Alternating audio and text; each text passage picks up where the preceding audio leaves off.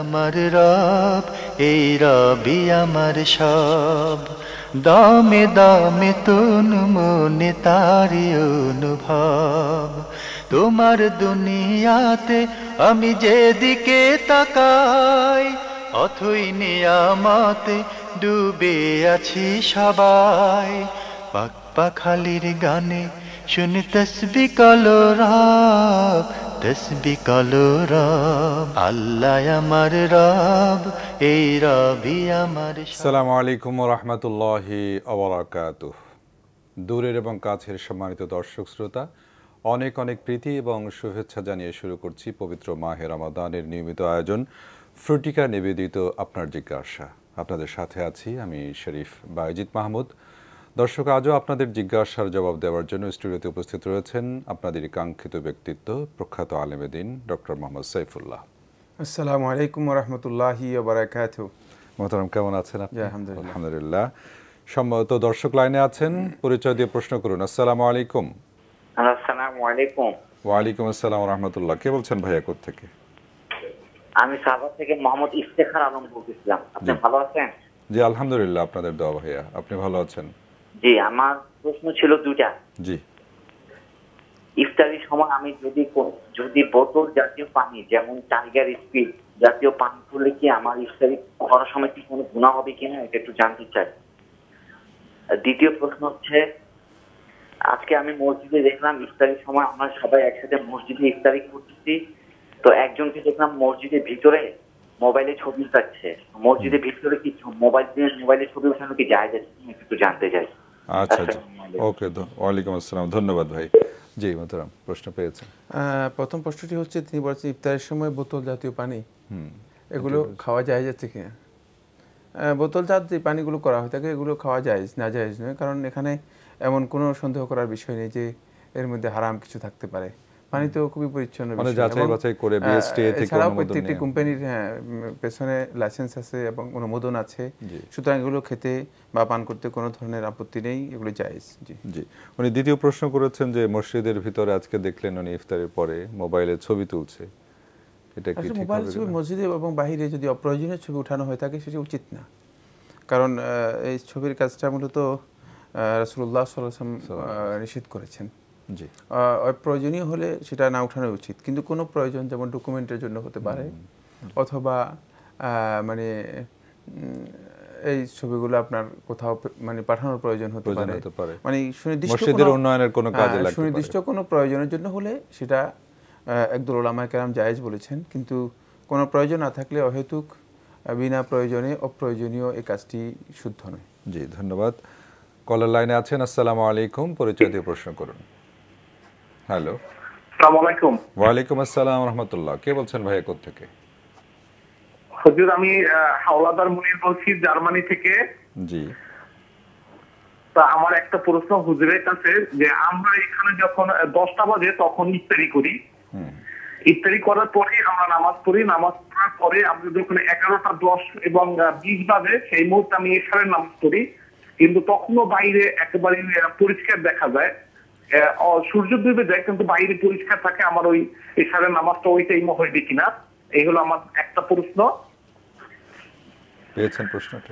জি জি। দ্বিতীয় প্রশ্ন আছে?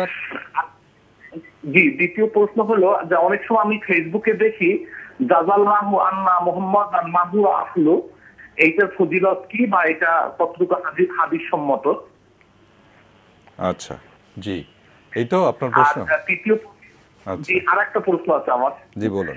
তৃতীয় প্রশ্নটা হচ্ছে, হুজুরে প্রায় বলে যে আপনারা যখন জিকির করতেন তখন বলবেন সুবহানাল্লাহি ওয়া বিহামদিহি সুবহানাল্লাহি আযীম। তাহলে এই সুবহানাল্লাহ ওয়া বিহামদিহি সুবহানাল্লাহ আযীমের ফজিলত কি, এইটা আমি জানার হুজুরকে আমি অনুরোধ করছি যেন আমাকে এটা একটু বলেন। আপনাদেরকে এত সুন্দর অনুষ্ঠান করার জন্য আমি ধন্যবাদ জানাচ্ছি। আপনারা সবাই ভালো থাকবেন। আসসালামু আলাইকুম। ওয়ালাইকুম আসসালাম। আপনাকেও ধন্যবাদ ভাই, সুদূর জার্মানি থেকে আপনি ফোন করেছেন। জি মোহতারাম, প্রথম প্রশ্নটা আছে। প্রথম প্রশ্ন হচ্ছে, ইফতার করে থাকেন, ইফতারের 1 ঘন্টা 10 মিনিট পরেই ইশার সালাত আদায় করে থাকেন, সালাত হয়ে যাবে, এবং এর পরপরই দেখা যায় যে ওনারা মানে ফর্সা হয়ে যাচ্ছে, অনেকটা আলোকিত হয়ে যাচ্ছে, সেটা হতে পারে, অসুবিধা নেই, কিন্তু ইশার সালাত যদি আপনাদের সময় তখন হয় তাহলে আপনারা তখন আদায় করতে পারেন।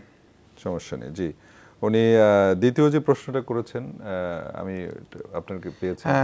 তিনি বলেছেন যে ফেসবুকে অনেক সময় দেখেন যে আল্লাহু আন্না মুহাম্মাদান সাল্লাল্লাহু আলাইহি ওয়াসাল্লাম আহলা, এটা বলে থাকেন এবং এর ফজিলত কি? এটা একটি দোয়া, রাসূলুল্লাহ সাল্লাল্লাহু আলাইহি ওয়াসাল্লামের জন্য উম্মতের পক্ষ থেকে এই দোয়াটি সালাফদের মধ্যে অনেকে করতেন। একটি রওয়ায়াত আব্দুল্লাহ ইবনে ওমর রাদিয়াল্লাহু আনহু থেকে বর্ণিত হয়েছে, কিন্তু এই রওয়ায়াতটি সনদের দিক থেকে মানে বিতর্কিত বা সনদের বিশুদ্ধতা নিয়ে বক্তব্য রয়েছে। বাকি এই ধরনের দোয়া মানে করা যেতে পারে। আচ্ছা, এটা আল্লাহ নবী সাল্লাল্লাহু আলাইহি ওয়াসাল্লাম এই দোয়া করা জায়েজ, এর সুনির্দিষ্ট কোনো ফজিলত রাসূল সাল্লাল্লাহু আলাইহি ওয়াসাল্লাম হাদিস দ্বারা সাব্যস্ত হয়নি। জি, উনি সবশেষে প্রশ্ন করেছেন, আপনি বলে থাকেন যে সুবহানাল্লাহিল আযীম, যে দোয়া এটি সুবহানাল্লাহি ওয়া বিহামদিহি সুবহানাল্লাহিল আযীম, এই যে দোয়াটি মানে এটা অত্যন্ত গুরুত্বপূর্ণ একটি জিকির। রাসূলুল্লাহ সাল্লাল্লাহু আলাইহি ওয়াসাল্লামের 4টি ফজিলতের কথা সহিহ বুখারীর শেষ হাদিসটি, এটা হলো সবচেয়ে আল্লাহ তাআলার কাছে সবচেয়ে প্রিয় কালিমা, মানে আল্লাহ রাব্বুল আলামিনের কাছে যে কালিমাটি সবচেয়ে প্রিয় তার মধ্যে এটি একটি। এরপরে মিজানের মধ্যে সবচেয়ে ভারী হবে যে আমলগুলো, তার মধ্যে এটাও ভারী আমলের মধ্যে মিজানের মধ্যে, এবং বলতে এটা সবচেয়ে সহজ, মানে এটা খুব বেশি মানে দীর্ঘ বিষয় না, মুখস্থ করাও খুব কঠিন না, খুবই সহজ। বরং আল্লাহ নবী সাল্লাল্লাহু আলাইহি ওয়াসাল্লাম হাদিসের মধ্যে বলেছেন যে এই বক্তব্য যদি কেউ দিয়ে থাকে, মানে আসমান এবং জমিনের যেই খালি জায়গা রয়েছে এটা পরিপূর্ণ করে দেন আল্লাহ সুবহানাহু ওয়া তাআলা সওয়াবের মাধ্যমে। ধন্যবাদ। আশা করছি ভাই ইউনুস আপনি উত্তরগুলো পেয়েছেন। কলার লাইনে আছেন। আসসালামু আলাইকুম ওয়া রাহমাতুল্লাহ। আসসালামু আলাইকুম। ওয়া আলাইকুম আসসালাম। কে বলছেন ভাইয়া, কোথা থেকে? জি, আমি মিল্টন পাগলা শাহীবাজার থেকে বলছিলাম। জি, প্রশ্ন করুন ভাই। জি, আমার একটা প্রথম প্রশ্ন হলো, এই নামাজের নিয়তের সময় হুজুরে যখন বলে, যখন বলে যে নিয়ত যে করি, নিয়তটা না করলে কি এই নিয়তের ব্যাপারে নিয়তটা না করলে কি হবে? মানে নিয়ত আরবিতে না পড়লে কি হবে, এই তো নাকি? হ্যাঁ হ্যাঁ, এটাই। আচ্ছা, আর কি হলো সাহরি খাওয়ার সময় আমরা যে নিয়তটা করি, এই নিয়তটা নাকি কেউ বলে করতে হবে, কেউ বলে করতে হবে না, কোনটা সঠিক? এই দুটো প্রশ্ন আছে। জি, ধন্যবাদ ভাই, আপনার প্রশ্নের উত্তর জেনে নিন। জি প্লিজ। প্রথম প্রশ্নটি নামাজের নিয়তের বিষয়ে করেছেন, যে নামাজের নিয়ত পড়তে হবে কিনা। না, পড়ার কোনো প্রয়োজন নেই। নিয়ত হচ্ছে মূলত অন্তরের ইচ্ছা, মনের সংকল্প। আপনি মনে ইবাদত করার যে ইচ্ছাটুকু পোষণ করে থাকেন, এটাই নিয়ত। এর জন্য মুখে উচ্চারণ করার কোনো প্রয়োজন নেই। তাই মুখে এটাকে কোনো ভাষা দিয়ে বলার প্রয়োজন যে আমি এই কাজের জন্য নিয়ত করলাম। যেমন আপনি যখন খেলতে নেমেছেন ফুটবল খেলার জন্য মাঠে, আপনি কথা বললেন যে আমি নিয়ত করলাম যে ফুটবল খেলা খেলবো, কারণ আপনি নামছেনই খেলার জন্য। ঠিক যে কাজটি আপনি করার জন্য ইচ্ছা পোষণ করেছেন, এটাকেই নিয়ত বলা হয়ে থাকে। তাই এটা মুখে উচ্চারণ করার বিষয় না, এবং এটাকে রাসূল সাল্লাল্লাহু আলাইহি ওয়াসাল্লাম কোনো ধরনের ভার্সেস মাধ্যমে, কোনো ধরনের বক্তব্যের মাধ্যমে মানে কথা বলেননি যে এই বক্তব্য দিয়ে তোমরা সালাত বা ইবাদতের মধ্যে মানে ঢুকবে বা প্রবেশ করবে, বরং এটা মানে মনের যে ইচ্ছা রয়েছে এর মাধ্যমেই যথেষ্ট। এবং নিয়তের ব্যাপারে সমস্ত উলামায়ে কেরামের ঐকমত্যে সাব্যস্ত হয়েছে এর স্থান হচ্ছে অন্তর। তো অন্তরের কোনো বিষয় মূলত মুখের মাধ্যমে এক্সপ্রেস করার বিষয় না, মুখে এটাকে প্রকাশ করার বিষয় না। তাই এটি প্রকাশ করার বিষয় নয়, বলার বিষয় নয়, বরং শুধুমাত্র অন্তরের সংকল্প এবং ইচ্ছা করলেই আপনার নিয়ত হয়ে যাবে ইনশাআল্লাহ তাআলা। তবে নিয়ত করা কিন্তু সালাত বা ইবাদতের জন্য শর্ত, যেহেতু রাসূলুল্লাহ সাল্লাল্লাহু আলাইহি ওয়াসাল্লাম বলেছেন ইন্নামা লিকুল্লি ইমরিইন মা নাওয়া। আপনি যদি নিয়ত না করেন তাহলে আপনি এর যেই মানে সত্যিকার আপনার এই আমলটুকু আল্লাহ তাআলার কাছে গ্রহণযোগ্য হবে না, ইবাদত হিসেবে গ্রহণযোগ্যতা লাভ করবে না। কেউ যদি ওযু যখন করলো যে নামাজের জন্য আমি, তাহলে এটি নিয়ত হয়ে গেল। জি, ধন্যবাদ। উনি সেম প্রশ্ন করেছেন সাহরির সময়, যে জি সাহরির জন্য এটি শর্ত নয়। একই প্রশ্নই আপনি হয়তো দুটি ফরম্যাটে করেছেন, এর জন্য শর্ত নয় যে মুখে উচ্চারণ করতে হবে। জি, ধন্যবাদ ভাই মিল্টন, আশা করছি উত্তর পেয়েছেন। মোহতারাম, আমরা লাইলাতুল কদর মানে শেষ দশকে অবস্থান করছি। জি, কলার লাইনে আছেন। সালামু আলাইকুম ওয়া রাহমাতুল্লাহ। হ্যালো, সালামু আলাইকুম।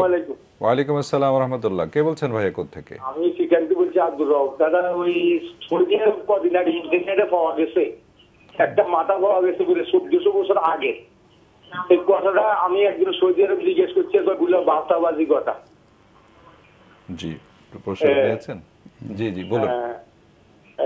এটাই, আর কিছু না। আচ্ছা, এটার ব্যাপারে জানতে চাচ্ছেন?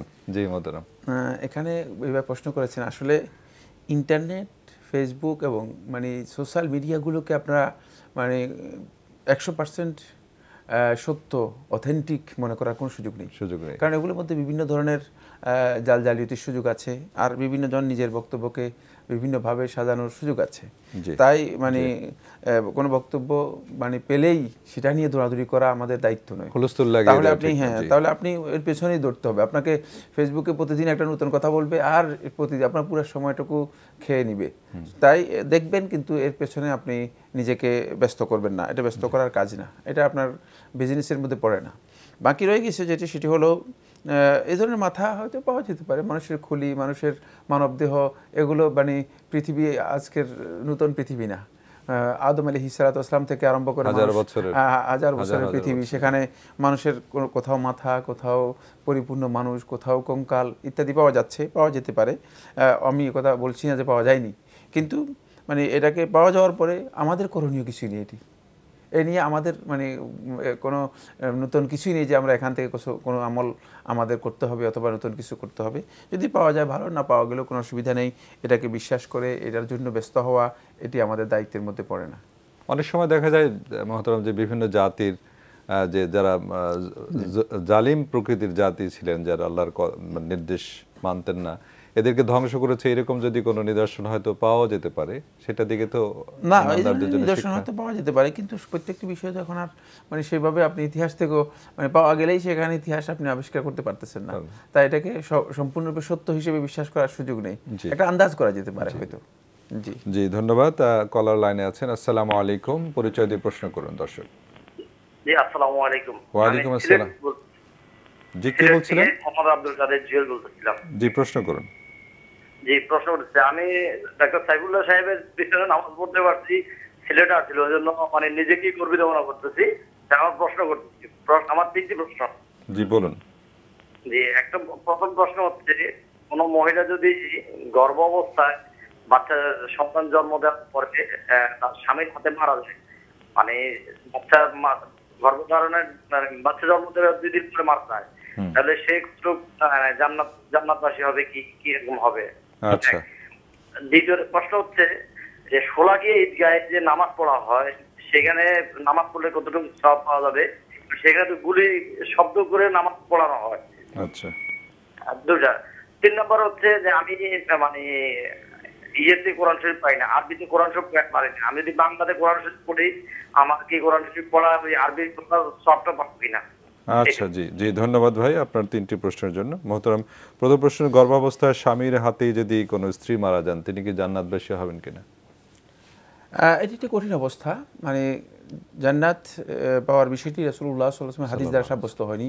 তবে তার এই মৃত্যুটা মানে এটাকে বলা হয় থাকে মানে খাতিমা বিল খাইর, এটা মানে ভালো মৃত্যু বলা যেতে পারে।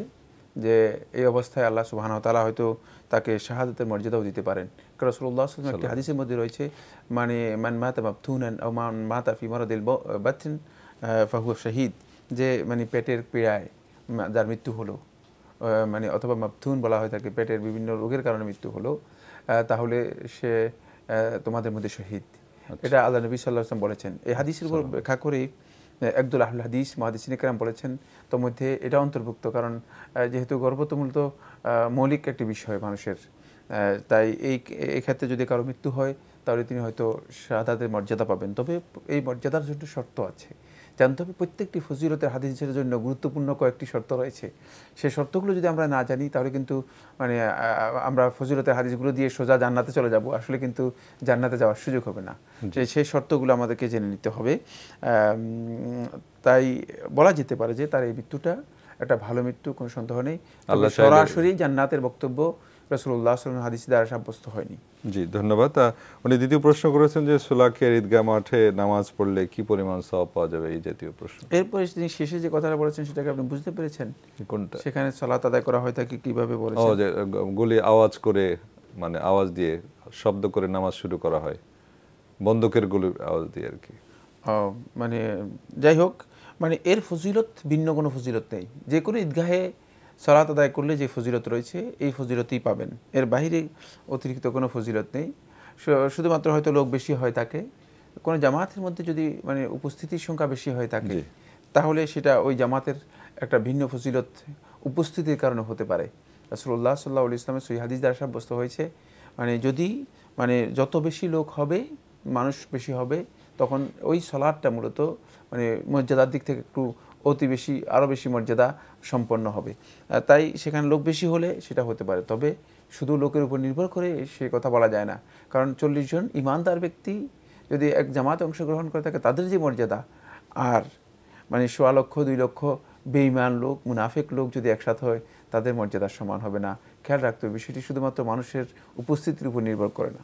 জি, ধন্যবাদ। উনি সবশেষে আরেকটি প্রশ্ন করেছেন যে আরবিতে উনি কোরআন পড়তে পারেন না, এটা যদি বাংলায় পড়েন তাহলে মর্যাদার দিক থেকে? না, কোরআন তিলাওয়াত যদি বলেন, আল্লাহ রাব্বুল আলামিনের কালাম, সেটাকে বাংলায় উচ্চারণে যদি তেলাওয়াত বলেন, এটি হারাম। এটি সর্বোচ্চ ওলামা পরিষদ সৌদি আরবের ফতোয়া দিয়েছেন। এ বিষয়ের উপর তাদের গবেষণা হয়েছে এবং এ বিষয়ের উপর বাংলাদেশেও একজন আমাদের অত্যন্ত সম্মানিত ব্যক্তি, তিনি এই বিষয়ে একটি বই লিখেছেন। এটি আসলেই হারাম, এটি ওলামায়ে কেরামের, কারণ এটি উচ্চারণ সহি হয় না, উচ্চারণ ভুল হয়ে যায়, এবং কোরআনে ভুল উচ্চারণ করলেই আপনি গুনাহগার হবেন, কোনো সন্দেহ নেই। সেখানে আপনাকে যদি তেলাওয়াত চান, তাহলে আপনি কি করতে হবে? আরবি থেকেই তেলাওয়াত শিখে নিতে হবে। কিন্তু যদি বাংলা আপনি কোরআনে অনুবাদ পড়েন, সেটা পড়তে পারেন, কোনো অসুবিধা নেই। কলার লাইনে আছেন, পরিচয় দিয়ে প্রশ্ন করুন। আসসালামু আলাইকুম। ওয়ালাইকুম আসসালাম ওয়া রাহমাতুল্লাহ। আমি মতিঝিল থেকে বলছিলাম। আমার প্রথম প্রশ্নটা হলো সদকাতুল ফিতরা সম্পর্কে, মানে ফিতরা একটা পরিমাণ সমান, কখনো জানতে পারছি যে 2 কেজি 40 গ্রাম আমাদের দেশের হিসাবে, আবার কখনো 3 কেজি দিলেও হবে 4। তো আমি যেটা চাচ্ছি যে মাথা পিছু 3 কেজি করে দিয়ে দিব একজনকে আর কি, যে কয়টা হয়। তো আমার এটা কি সুন্নাত সম্মত হবে কিনা, নাকি আমাকে ওই 2 কেজি 40 গ্রামই হিসাব করে দিতে হবে? এই বিষয়টা একটু জানাবেন কাইন্ডলি।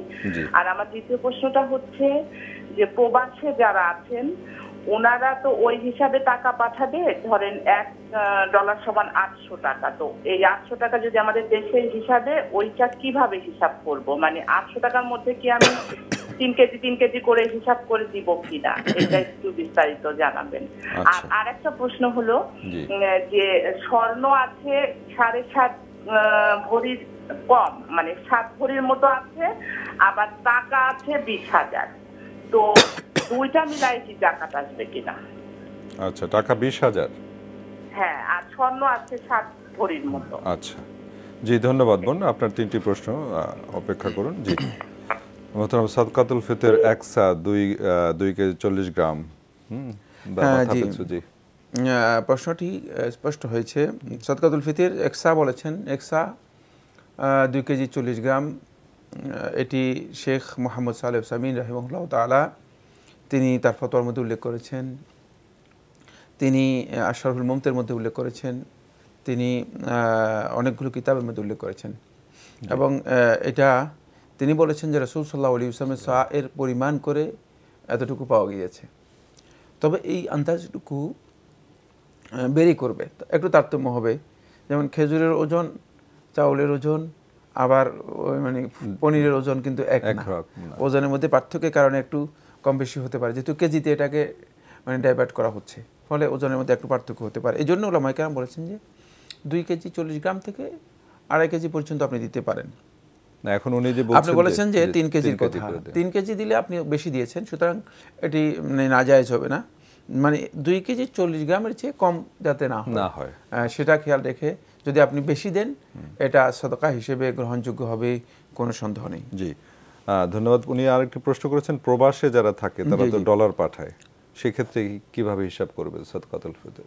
যারা ডলার পাঠাবেন, মানে তাদের হিসাব অনুযায়ী সাদকাতুল ফিতরের মানে যে হিসাবটা তারা করবেন, সেটি হচ্ছে মানে তারা যেখানে আছেন সেখানে মানে খাদ্যদ্রব্যের যে মানে কস্ট রয়েছে, সেই মূল্যটা তারা পাঠিয়ে দিবেন। এখান থেকে খাদ্যদ্রব্য কিনে আপনি ফকির মিসকিনদের মধ্যে বিতরণ করে দেবেন। জি, উনি সবশেষে আরেকটি প্রশ্ন করেছেন যে স্বর্ণ আছে 7 ভরির মতো, আর টাকা আছে 20,000, সেক্ষেত্রে কি যাকাতের দেওয়ার? না, এখানে যাকাত আসবে না, যেহেতু স্বর্ণের নেশাব পরিপূর্ণ হয়নি। ঠিক টাকার যে পরিমাণ, এটাও নেশাব পরিপূর্ণ হয়নি, যেহেতু নেশাব আপনার উপর মানে বাধ্যতামূলক বিষয়, নেশাব পরিপূর্ণ হয়নি, ফলে আপনার যাকাত দিতে হবে না, আপনার উপর যাকাত ওয়াজিব হয়নি। জি, ধন্যবাদ বোন, আশা করছি আপনার 3টি প্রশ্নের উত্তর পেয়েছেন। কলার লাইনে আছেন, পরিচয় দিয়ে প্রশ্ন করুন। আসসালামু আলাইকুম। ওয়ালাইকুম আসসালাম। জি, কি বলছেন ভাইয়া, কোথা থেকে? আমি নাদ্দি বলছি, মালিবাগ থেকে। জি, প্রশ্ন করুন। জি, আমার প্রশ্ন হচ্ছে পরিবেশ নিয়ে। জি, হ্যাঁ, যে যারা অতি মুনাফার লোভে যেমন ফ্যাক্টরি করছে, হ্যাঁ, বিভিন্ন ধরনের ফ্যাক্টরি স্থাপন করছে, তারা পানি দূষণ করছে, হ্যাঁ, আবার ইটের ভাটা স্থাপন করতেছে, সেখানে আবার বায়ু দূষণ করতেছে, যেখানে সরকারি নীতিমালা না মেনে এই যে পরিবেশ দূষণ করতেছে। এই ক্ষেত্রে মানে ইসলামে কি বলছে বা এর শাস্তি সম্পর্কে যদি একটু আলোচনা করতেন। আচ্ছা, ধন্যবাদ ভাই। আপনি একটি মানে মজার একটি প্রশ্ন, আসলে এটা খুবই একটা জীবন ঘনিষ্ঠ বিষয়। মোহতারাম, এই বিষয়ে যদি কিছু বলতেন। এবার যে প্রশ্নটি করেছেন, আসলে ফ্যাক্টরি তো করতেই হবে, হ্যাঁ, ফ্যাক্টরি করার প্রয়োজনীয়তা রয়েছে, কারণ সমাজ জীবনের জন্য, আমাদের মানে দৈনন্দিন জীবনের জন্য, উন্নয়নের জন্য, আর্থসামাজিক কল্যাণের জন্য ফ্যাক্টরি সহ এই ধরনের কাজ আমাদের করতে হবে। কিন্তু সেগুলো সুনির্দিষ্ট কিছু এথিক্স থাকবে, সুনির্দিষ্ট কিছু রুলস থাকবে, সেগুলোকে ফলো করতে হবে। যারা ফলো করতেছেন না, অবাধ্য, মানে সরকারের নিয়ম লঙ্ঘন করছেন, তারা দুই দিক থেকে শাস্তিযোগ্য। একটি হচ্ছে সরকারি আইন অনুযায়ী শাস্তিযোগ্য, মানে শাস্তির উপযুক্ত হয়েছে, এবং সেক্ষেত্রে মানে সরকার দায়িত্ব বহন করবে যারা এই কাজ করছে অথচ তাদেরকে শাস্তি দেওয়া হচ্ছে না। এর জন্য সরকার কিছু অংশ দায়ী থাকবে যদি তারা শাস্তি না দিয়ে থাকেন। বাকি তাদের এই কাজটি, মানে পরিবেশের উপর এই জুলম, এটি আল্লাহ নবী সাল্লাল্লাহু আলাইহি ওয়াসাল্লামের হাদিস দ্বারা প্রমাণিত হয়েছে, এটি হারাম। এই হারাম কাজ যদি তারা করে থাকেন তাহলে তারা এর জন্য গুনাহগার হবেন। ইসলামী রাষ্ট্র যদি হয় তাহলে ইসলামী রাষ্ট্রে মানে তাদের জন্য সুনির্দিষ্ট মানে শাস্তির বিধান থাকবে। সেক্ষেত্রে মানে বিচারক নির্ধারিত করে দেবেন তাদের জন্য কোন ধরনের জরিমানা হতে পারে, কোন ধরনের শাস্তি হতে পারে, এবং সেই শাস্তি কিন্তু তাদের শাস্তির মুখোমুখি হতে হবে। কারণ এর মাধ্যমে মানুষের অনেক ক্ষতি হচ্ছে সমাজ জীবনে, মানে এবং মানুষের ব্যক্তি জীবনের যথেষ্ট ক্ষতি হচ্ছে। দেখা যাচ্ছে যে একজন মানুষ এখন অসুস্থতার সংখ্যা অনেক বৃদ্ধি পাচ্ছে। এর কারণের মধ্যে একটি কারণ পরিবেশ বিজ্ঞানী যারা আছেন তারা বলেছেন সেটা বায়ু দূষণ এবং শব্দ দূষণ, এই ধরনের বিষয়গুলো চলে আসছে। তাই এক্ষেত্রে সতর্কতা অবলম্বন করার বিষয় রয়েছে। তবে এটি সামাজিক দায়িত্বের মধ্যে অন্তর্ভুক্ত। কেউ ব্যক্তিগতভাবে শাস্তি দেওয়ার অধিকার রাখে না, ব্যক্তিগতভাবে জরিমানা করার অধিকার রাখে না। জি, ধন্যবাদ। আশা করছি ভাই আপনার উত্তর পেয়েছেন। কলার লাইনে আছেন। আসসালামু আলাইকুম। আসসালামু আলাইকুম। ওয়ালাইকুম আসসালাম ওয়া রাহমাতুল্লাহ। কে বলছেন ভাইয়া, কোথা থেকে? ভাই আমি সিলেট থেকে বলতেছি, হাসান। আমার তিনটি প্রশ্ন। যে প্রথম প্রশ্নটি হলো যে মানে বিয়ে যে হয়, বিয়ের জোড়াটা কি আল্লাহ তাআলা কি মানে এর আগেই ঠিক করে রাখেন কিনা? আর দ্বিতীয় প্রশ্নটি হলো যে সূরা ইখলাস 50 বার পড়লে নাকি কয়বরে মানে শান্তিতে থাকে ব্যক্তি। আর তিন নম্বর প্রশ্নটি হলো যে কাপড়ে যদি নাজাসাত লাগে তাহলে কি মানে পানি দিয়ে শুধু কাপড়টি ধুয়ে দিলে কি কাপড় মানে পরিষ্কার হয়ে যাবে কিনা, নাজাসাত মুক্ত হয়ে যাবে কিনা? আপনি জি ধন্যবাদ, প্রশ্নগুলো পেয়েছেন। জি মহতরম। জি, প্রথমে উনি বিয়ে আগেই ঠিক থাকে কিনা, আগেই ঠিক করা থাকে কিনা আল্লাহর পক্ষ থেকে? এবার খুব সুন্দর প্রশ্ন করেছেন। এখন পর্যন্ত এবং খুব দ্রুত করেছেন, সময় বাঁচিয়েছেন। এখন পর্যন্ত মানে এই কনফিউশনের মধ্যে আছেন যে বিয়ে আল্লাহ তাআলা কি ঠিক করে রেখেছেন কিনা। বিয়ে নয়, আল্লাহ রাব্বুল আলামিনের কাছে ওয়া ইনদাহু উম্মুল কিতাব, আল্লাহ রাব্বুল আলামিনের কাছে মাদার বোর্ড রয়ে গিয়েছে, উম্মুল কিতাব মাদার বোর্ড রয়ে গিয়েছে, যেখানে আল্লাহ সুবহানাহু ওয়া তাআলা সব কিছু কিয়ামত পর্যন্ত যা কিছু হবে সব কিছু লিপিবদ্ধ রেখেছেন।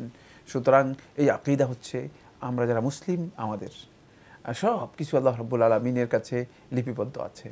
তাই এটি সামান্যতম কোনো কিছুই নেই যে আল্লাহ রাব্বুল আলামিনের এই লিখার বাইরে যেতে পারে। আল্লাহ সুবহানাহু ওয়া তাআলা সেভাবে সেগুলোকে নিয়ন্ত্রণ করেন এবং আল্লাহ রাব্বুল আলামিন এই জন্যই খালেক, এই জন্যই তিনি মাবুদ। জি, মানে দ্বিতীয় প্রশ্ন করেছেন সূরা ইখলাস 50 বার পড়লে কি মুক্তির কি একটা ব্যাপার বলেন? হ্যাঁ, সূরা ইখলাস যদি 50 বার পড়ে তাহলে কবর আযাব থেকে মুক্তি পাওয়া যায় না, এটি শুদ্ধ নয়। এই মর্মে কোনো সহিহ হাদিস সাব্যস্ত হয়নি। জি, এবং সবশেষে উনি বলেছেন যে কাপড়ে যদি নাজাসাত লেগে থাকে সেটা যদি ধুয়ে ফেলা হয় নির্ধারিত জায়গা, সেটা কি চলবে কি? হ্যাঁ, শুধুমাত্র এক প্রকারের নাজাসাতের ব্যাপারে আল্লাহ নবী সাল্লাল্লাহু আলাইহি ওয়াসাল্লামের বিশেষ নির্দেশনা রয়েছে। আর বাকি সমস্ত নাজাসাত শুধুমাত্র পানি দিয়ে ধুয়ে ফেললেই এটা পবিত্র হয়ে যাবে। শুধু এক নাজাসাতের ব্যাপারে, সেটা হলো কুকুরের লালা যদি মানে খাবার পাত্রের মধ্যে লেগে যায়, রাসূলুল্লাহ সাল্লাল্লাহু আলাইহি ওয়াসাল্লাম 7 বার ধুতে নির্দেশ দিয়েছেন।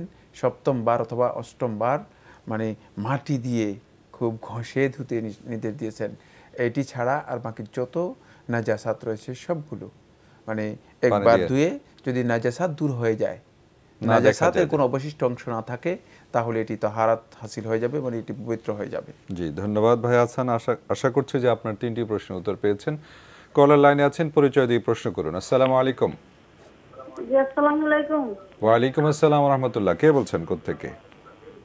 জি আমি চট্টগ্রাম থেকে বলছি। জি, আপনার টিভির ভলিউমটা কমিয়ে প্রশ্ন করুন। জি জি আমার প্রশ্ন হচ্ছে যে আসরের নামাজের পরে কোরআন তেলাওয়াত করা যাবে কিনা। আরেকটা প্রশ্ন হচ্ছে যে আমি কোরআন পড়ার সময় নিঃশ্বাস যে মানে টেনে টেনে পড়তে হয়, নিঃশ্বাসটা আমি রাখতে পারি না, মানে ছুটে যায়, এটা কোনো সমস্যা হবে কিনা। আচ্ছা। আর আরেকটা প্রশ্ন আছে যে আমি একটা বইতে পাইছি যে আমরা যখন বড় কোনো গুনাহ করি ফেলি তখন তওবা করার জন্য ওখানে আসলে লেখা 2 রাকাত নফল নামাজ পড়তে হয়। প্রথম রাকাতে পড়বো নাকি আয়াতুল কুরসি, দ্বিতীয় রাকাতে পড়বো সূরা ইখলাস, তারপরে সালাম ফিরাই বলবো যে 31 বার আস্তাগফিরুল্লাহ পড়ে মানে আল্লাহর কাছে মুনাজাত করে ক্ষমা চাইবে, এটা ঠিক আছে কিনা। আচ্ছা জি, ধন্যবাদ আপনার প্রশ্নের জন্য। ওয়ালাইকুম আসসালাম। জি মোহতারামনি প্রশ্ন করেছেন যে প্রথমে আসরের নামাজের পর কোরআন করতে পারবেন। আসরের সালাতের পরে কোরআন তেলাওয়াত করতে কোনো নিষেধ নেই, কোনো বাধা নেই, তেলাওয়াত করতে পারবেন, জায়েজ। জি জি, উনি আর প্রশ্ন করেছেন যে তেলাওয়াতে দমের সমস্যা, সেই ক্ষেত্রে যে কি একটা প্রশ্ন করলেন। যতটুকু সম্ভব ততটুকু টেনে পড়বেন। আল্লাহ রাব্বুল আলামিনকে ভয় করো তোমরা যতটুকু তোমাদের সাধ্যে কুলায়। জি, শক্তিতে যার তিনি দীর্ঘ লম্বা টান দিতে পারবেন না, তিনি কম দেবেন, জায়েজ, এটা না জায়েজ। জি জি, সবশেষে উনি প্রশ্ন করেছেন তওবা করার জন্য 2 রাকাত নামাজ পড়ার জন্য বিশেষ যে পদ্ধতি আপনি উল্লেখ করেছেন এটি সহিহ নয়, এটি সহিহ নয়। কলার লাইনে আছেন। সালামু আলাইকুম, পরিচয় দিয়ে প্রশ্ন করুন। আসসালামু আলাইকুম। জি ভাই, আমার প্রশ্ন হলো আমি আগে ভালো একজন ব্যবসায়ী ছিলাম। জি। এবং ব্যবসা মায়ের মধ্যে আমার বাড়ি আছে। জি। ঢাকা শহরে 2টা বাড়ি আছে, যে ভাড়া পাই সেটা আমার সংসার চলে না। জি। এখন আমি যাকাতটা কিভাবে দেব? আচ্ছা, ধন্যবাদ। জি, এই তো। জি মোহতারাম, ওনার ব্যবসায়ী ছিলেন, 2টি বাড়ি আছে, যে ভাড়া পান, যে প্রশ্ন পেয়েছেন তো না। জি, এখন উনি যাকাত কিভাবে দিবেন? আপনি বাড়ি যে 2টি বাড়ি আছে এগুলোর ভাড়া যেগুলো পান, এই ভাড়া আপনার বছর শেষে যা জমা হবে সেটা থেকে আপনি 2.5% যাকাত হিসেবে আদায় করে দেবেন। জি। আর যদি খরচ হয়ে যায় আপনার ব্যক্তিগত কাজে ইত্যাদি কাজে, তাহলে তো আপনার কাছে আর টাকা নেই, সুতরাং আপনি আর যাকাত দিতে হবে না। জি, আশা করছি ভাই আপনি ব্যবসায়ী ছিলেন, এর কথা বললেন মোহতারাম, হয়তো ব্যবসা আগে ভালো ছিল এখন মন্দা, এরকম মেবি হতে পারে। জি জি, উত্তর আশা করছি পেয়েছেন। কলার লাইনে আছেন, পরিচয় দিয়ে প্রশ্ন করুন। আসসালামু আলাইকুম। হ্যালো। জি আসসালামু আলাইকুম ওয়া রাহমাতুল্লাহ। ওয়া আলাইকুম আসসালাম ওয়া রাহমাতুল্লাহ। কে বলছেন ভাইয়া, কোথা থেকে? জি আমি সিলেট থেকে আব্দুল্লাহ সোহাগ। জি আব্দুল্লাহ সোহাগ ভাই, প্রশ্ন করুন। জি আমার প্রথম প্রশ্ন হচ্ছে, আমি একজন চাকরিজীবী, তো চাকরি খাতিরে আমার বিভিন্ন জায়গায় যাওয়া লাগে, 50 কিলোমিটার 60 কিলোমিটার, কোনো দিন 100-150 কিলোমিটার যেতে হয়। তো আমার জন্য কি মানে আমি নিয়ত করি না কসর সালাতের, কিন্তু আমার জন্য কি কসর সালাত পড়তে হবে, বা আমি এই কসর সালাত না পড়লে কি আমার হবে? নাম্বার 1। জি। নাম্বার 2 হচ্ছে, আমাদের দেশে আল্লাহ সম্পর্কে আকীদা হচ্ছে আল্লাহ নিরাকার। এই আকীদা যদি কেউ বিশ্বাস করে তার ইবাদত কি কবুল হবে? আচ্ছা। নাম্বার 3 হচ্ছে, আল্লাহ সর্বত্র বিরাজমান, অথবা মুমিনের কলবে আল্লাহর আরশ। এই কথাগুলো যদি কেউ বিশ্বাস করে বা এই আকীদায় যে সে সালাত সিয়াম ইত্যাদি পালন করে, তার সালাত সিয়াম কতটুকু কবুল হবে? ওকে, ধন্যবাদ ভাই। জি ধন্যবাদ। মোহতারাম, উনি প্রথম প্রশ্ন করেছেন চাকরিজীবী, 50-60 কিলো, 150-160 কিলো যেতে হয়, কি করবেন? কসর করবেন? আপনি যেহেতু মানে মাসাফাতুল কসরের যে নির্ধারিত মানে একটা দূরত্ব আছে, সেই দূরত্ব আপনি অতিক্রম করে যাচ্ছেন, তাই আপনি এখানে কসর করতে পারেন, কোনো অসুবিধা নেই, আপনার জন্য জায়েজ রয়েছে, কসর করলেও পারেন। আর যদি আপনি মনে করেন আমি কসর করব না, মানে তাহলে আপনার জন্য জায়েজ আছে, সেটা আপনি ইতমাম করতে পারেন, পরিপূর্ণ করতে পারেন, দুইটি আপনার জন্য জায়েজ আছে। তবে মানে কসর করা আপনার জন্য উত্তম, কসর করা আপনার জন্য উত্তম, যেহেতু আপনি মুসাফির। জীবনে দ্বিতীয় প্রশ্ন করেছেন মোহতারাম, যে আল্লাহ নিরাকার, এই আকীদা বিশ্বাস করায় করলে আল্লাহ নিরাকার এই আকীদা শুদ্ধ নয়, এটি ভুল আকীদা। আল্লাহ রাব্বুল আলামিনের সত্তার মানে আকার রয়েছে, সেটা আল্লাহ রাব্বুল আলামিনের সাথে সামঞ্জস্যপূর্ণ। এটা আমরা মানে আমাদের কল্পনার মধ্যে যেই আকার চিত্র মানে তৈরি করে থাকি, এই ধরনের আকার নয়। নাউযুবিল্লাহি মিন যালিক। কোনো মাখলুকাতের সাথে এর কোনো তুলনা নেই। এই জন্য আল্লাহ সুবহানাহু ওয়া তাআলা কোরআনে কারিমে বলে দিয়েছেন, লাইসা কামিসলিহি শাই, কোনো কিছুই আল্লাহ রাব্বুল আলামিনের মতো নন, আল্লাহ রাব্বুলের মতো হতে পারে না। ওয়া হুয়া সামিউল বাসির, তিনি সর্বশ্রোতা সর্বদ্রষ্টা। তাই আল্লাহ রাব্বুল আলামিনের সাথে কোনো কিছু তুলনা দেওয়ার মতো কোনো কিছুই নেই। এই নিরাকারী আকীদার বিষয়টি যদি কেউ মানে না বুঝে আকীদা পোষণ করে থাকেন, তার ইবাদত, তার নেক আমলগুলো আল্লাহ সুবহানাহু ওয়া তাআলা মানে হয়তো কবুলও করতে পারেন। কারণ এই মাসআলাটি অনেকের হয়তো বুঝ নাও আসতে পারে, এটি সূক্ষ্ম মাসআলা। মানে এই কারণে হয়তো আল্লাহ তাআলা তার ইবাদত কবুলও করতে পারেন। কিন্তু যদি বুঝে গোড়ামি করেন, তাহলে তার কোনোভাবেই তার ইবাদতগুলো আল্লাহ তাআলার কাছে গ্রহণযোগ্য হওয়ার বিষয় না। কারণ এটি আল্লাহ রাব্বুল আলামিনের সত্তার ব্যাপারে একটি বিভ্রান্ত ভুল আকীদা, তাই সতর্কতা অবলম্বন করতে হবে। উনি ঠিক পরবর্তী মাসালাও একই বক্তব্য। আচ্ছা, একই বক্তব্য। কারণ আল্লাহ সর্বত্র বিরাজমান, এটি শুদ্ধ নয়। এ ধরনের কোনো বক্তব্য কেউ দিয়ে থাকলে তিনি সর্বেশ্বরবাদে বিশ্বাসী। এটা মানে সর্বত্র বিরাজমান অর্থ হচ্ছে সব কিছু ঈশ্বর, সর্বেশ্বরবাদে বিশ্বাসী। আর মুমিনের কলবের মধ্যে আল্লাহ রয়েছেন, এটাও ভুল কথা, এটা হুলুলে বিশ্বাসী। এটি ঈমানদার ব্যক্তিদের বা আহলুস সুন্নাত ওয়াল জামাতের যে আকীদা রয়েছে, আকীদার পরিপন্থী। হুলুল বলা হয় তাকে, মানে আল্লাহ রাব্বুল আলামিন কোন একটা জিনিসের মধ্যে মানে প্রবেশ করেন, অবতারবাদ, যেটাকে মানে অবতারবাদ বিশ্বাসী। তো এটাই আমাদের আকীদা নয়, আমাদের বিশ্বাস নয়। জি, ধন্যবাদ ভাই। আশা করছি আপনার উত্তর পেয়েছেন। মোহতারাম, আমাদের লাইলাতুল কদর সম্পর্কে আলোচনার বিষয় নির্ধারণ করেছিলাম যে আমরা শেষ দশকে আছি। লাইলাতুল কদর অত্যন্ত মর্যাদাপূর্ণ একটি রাত, যে রাতে আল্লাহ সুবহানাহু ওয়া তাআলা কোরআনে কারীম অবতীর্ণ করেছেন। এবং এই কোরআনের কারণে মূলত এই রাত্রিটি এত মর্যাদা পেয়েছে যে এই রাতের কারণে পুরা রমাদান মাস মর্যাদা পেয়েছে। এই রাতের কারণে পুরা বছর মানুষ মানে এই মানে আল্লাহ রাব্বুল আলামিন এই দিন এবং রাত সবগুলোই মর্যাদা পেয়েছে। রাতগুলোর শ্রেষ্ঠত্ব মূলত এই রাতের কারণে। তাই আল্লাহ নবী সাল্লাল্লাহু আলাইহি ওয়াসাল্লাম এই রাত যাতে করে আমরা মানে আল্লাহ রাব্বুল আলামিনের আনুগত্য, ইবাদত, আল্লাহ রাব্বুল আলামিনের নির্দেশগুলো পালনের জন্য এই রাতটাকে কাজে লাগাতে পারি, এই জন্য প্রথম যে কাজটি করতেন সেটি হচ্ছে আল্লাহ নবী সাল্লাল্লাহু আলাইহি ওয়াসাল্লাম লাইলাতুল কদরকে অনুসন্ধান করতে আমাদেরকে বলেছেন, তালাশ করতে বলেছেন। ঈমানদার ব্যক্তিগণের মৌলিক একটি কাজ হচ্ছে তারা লাইলাতুল কদরকে তালাশ করবে। রাসূলুল্লাহ সাল্লাল্লাহু আলাইহি ওয়াসাল্লাম এই রাতের সুনির্দিষ্টভাবে মানে তারিখ রাসূল সাল্লাল্লাহু আলাইহি ওয়াসাল্লাম জানিয়ে যাননি। কেন জানিয়ে যাননি? যাতে করে আমরা আল্লাহর বান্দারা আল্লাহ রাব্বুল আলামিনের আনুগত্যের মাধ্যমে, ইবাদতের মাধ্যমে, নেক আমলের মাধ্যমে, দান খায়রাতের মাধ্যমে আল্লাহ রাব্বুল আলামিনের নৈকট্য লাভ করার জন্য, এই রাত লাভ করার জন্য আমরা আমাদের যতটুকু সাধ্য রয়েছে ততটুকু প্রচেষ্টা আমরা চালাতে পারি এবং সে প্রচেষ্টা করতে পারি। এই জন্য আল্লাহ সুবহানাহু ওয়া তাআলা তার নবী সাল্লাল্লাহু আলাইহি ওয়াসাল্লামকে জানিয়েছিলেন। প্রথমে হাদিস দ্বারা প্রমাণিত হয়েছে নবী সাল্লাল্লাহু আলাইহি ওয়াসাল্লামকে প্রথমে জানানো হয়েছিল এই রাত সম্পর্কে। কিন্তু নবী সাল্লাল্লাহু আলাইহি ওয়াসাল্লাম সংবাদ দেওয়ার আগেই আল্লাহ সুবহানাহু ওয়া তাআলা নবী সাল্লাল্লাহু আলাইহি ওয়াসাল্লামকে এই বিষয়টি মানে ভুলিয়ে দিয়েছেন। নবী সাল্লাল্লাহু আলাইহি ওয়াসাল্লাম শেষ পর্যন্ত বলেছেন যে আমাকে এই রাত ভুলিয়ে দেওয়া হয়েছে, আমি তোমাদেরকে বলে দিচ্ছি যে তোমরা তাহাররাউ লাইলাতুল কদরি ফিল আশরিল আওয়াখির মিন রমাদান। তবে তোমাদেরকে কিছু সুযোগ করে দিচ্ছি, সেটি হলো এই আল্লাহ নবী সাল্লাল্লাহু আলাইহি ওয়াসাল্লাম একথা বলে যাননি যে তোমরা সারা বছরের মধ্যে একটা রাত পাবে যে রাতটি লাইলাতুল কদর হবে এবং সেই রাতটি হচ্ছে খায়রু মিন আলফি শাহর, হাজার মাসের চেয়ে উত্তম রাত্রি। বরং রাসূলুল্লাহ সাল্লাল্লাহু আলাইহি ওয়াসাল্লাম বললেন, না, তোমাদেরকে একটি রাত দিয়ে যাওয়া হচ্ছে, সেই রাতটি তোমরা তালাশ করো রমাদান মাসের শেষ 10 রাতের মধ্যে। তাহলে আমাদের জন্য সহজ হলো। রমাদান মাসের শেষ 10-এর মধ্যে আমাদেরকে তালাশ করতে বলেছে। আমরা চেষ্টা করি, আমাদের হাতে আরও কিছু বেজোড় রাত এবং জোড় রাত রয়ে গিয়েছে, সেগুলোর মধ্যে তালাশ করি। তবে নবী সাল্লাল্লাহু আলাইহি ওয়াসাল্লাম এর মধ্যে তাকিদ দিয়েছেন বেজোড় রাতগুলোকে খোঁজার জন্য। মোহতারাম, এই বিষয়ে আরও বলার ছিল, ইনশাআল্লাহ আমরা ভবিষ্যতে বলবো। আজকে আর আমাদের হাতে সময় নেই। আপনাকে অসংখ্য ধন্যবাদ। আপনাকে অসংখ্য ধন্যবাদ। দর্শক শ্রোতা, আজ এ পর্যন্তই। ইনশাআল্লাহ দেখা হবে আগামী অনুষ্ঠানে। আপনারা যারা এই অনুষ্ঠানটি অনলাইনে দেখতে চান তারা লগ ইন করতে পারেন www.ntvbd.com। দেখা হবে ইনশাআল্লাহ আগামীকাল একই সময়। সে পর্যন্ত পৃথিবীর যে প্রান্তে আপনারা যেখানে আছেন সবাইকে মহান আল্লাহ রাব্বুল আলামিন ভালো রাখুন, সুস্থ রাখুন নিরাপদে। আসসালামু আলাইকুম ওয়া রাহমাতুল্লাহি ওয়া বারাকাতুহু। আল্লাহ আমার রব, এই রবি আমার সব, দামে দামে তুন মনে তারি অনুভব।